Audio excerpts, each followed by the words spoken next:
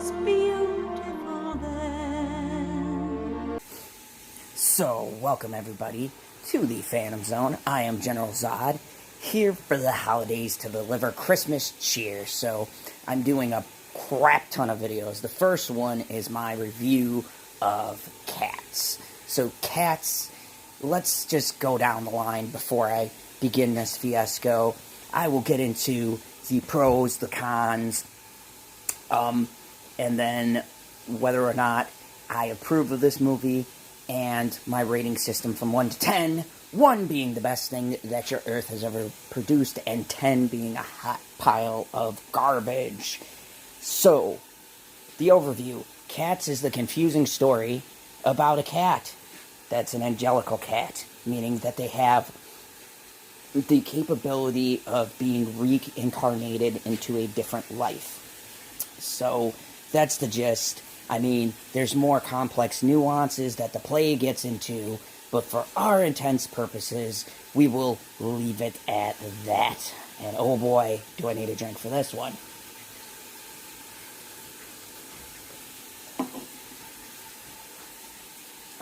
So, this film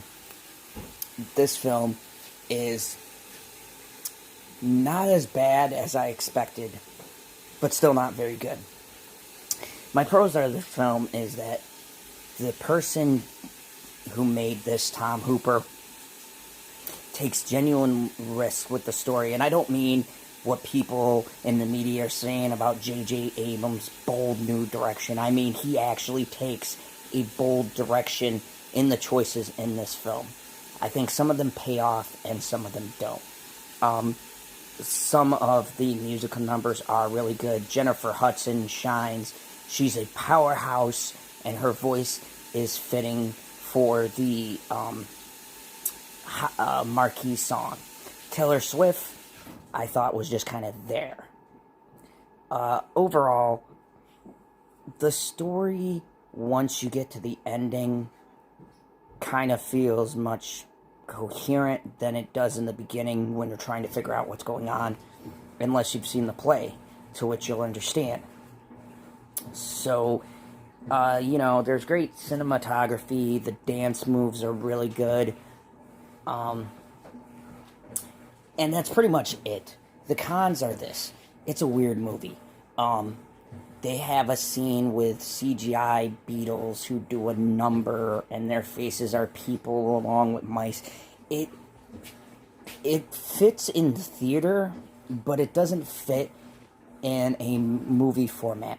And I think the problem with this film is that narratively, how it's told in the play works because of the fact that it's a play that's able to flesh things out and be several hours long, where this is 2 hours and it feels very all over the place. The characters introduce themselves through a song, but the problem is some people in this can't sing.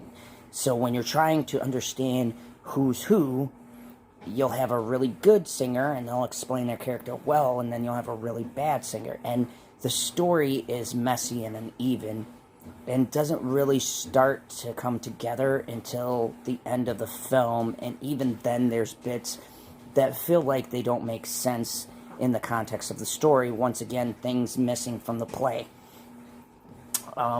Also, some of the CGI is wonky. They do their hands realistic, but their feet have shoes on and things. It's very weird. They use a combination of CGI and makeup, and it's really jarring. Like, a good 10 minutes of the film was me trying to adjust to the cat faces. And I mean, that's pretty much it.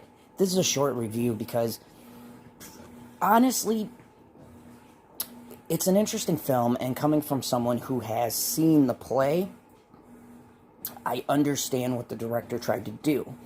But he's told the story out of order, and he cut some things out, which maybe could have made the movie. And I think it's going to confuse a lot of people because of the layout. Now, I do give him props for this time taking bold choices. This was a bold, ambitious project that I can see the love, and there's talented acting in it.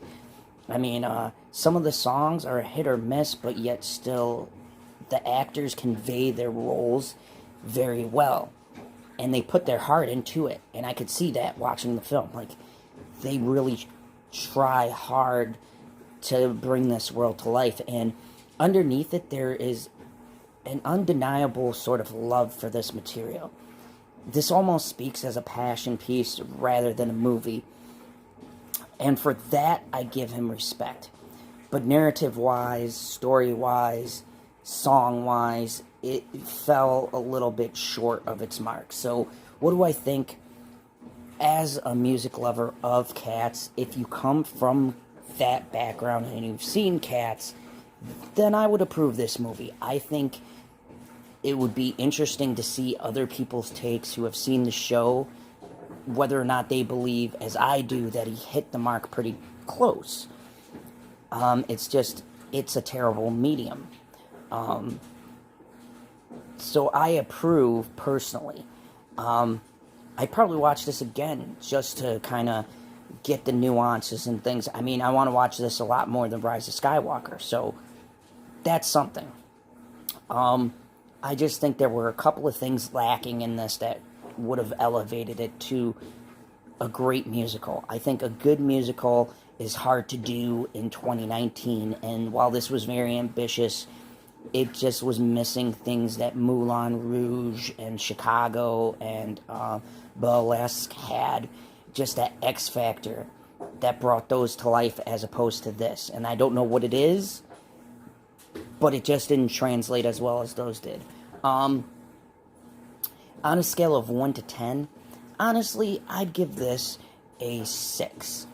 And I give it a 6, and I know that might seem kind of low, but I give it more than a halfway to 10 for its ambition and trying. But story-wise, very few people get it, and I think there's a lot of opportunities that it missed that unfortunately could have been capitalized on here. So, anyways, this movie gets a 6, and Zod does approve. If you've seen The Rise of Trash, and you've already seen Jumanji, then this wouldn't be a bad choice to go and see in the theaters. And honestly, leave your comments below if you have any questions or any details you'd like me to go into. This is just a non-spoiler review, but there's a lot of stuff that I could break down as to why this film doesn't particularly work, and why it does. So anyways, thank you very much. If you're new to this channel and you liked the video, click that like button. If you are new and just found me and like the content, hit that subscribe button. And as always, remember, there is only one rule here in the Fandom Zone: kneel before General Zod. I can smile at the old days I was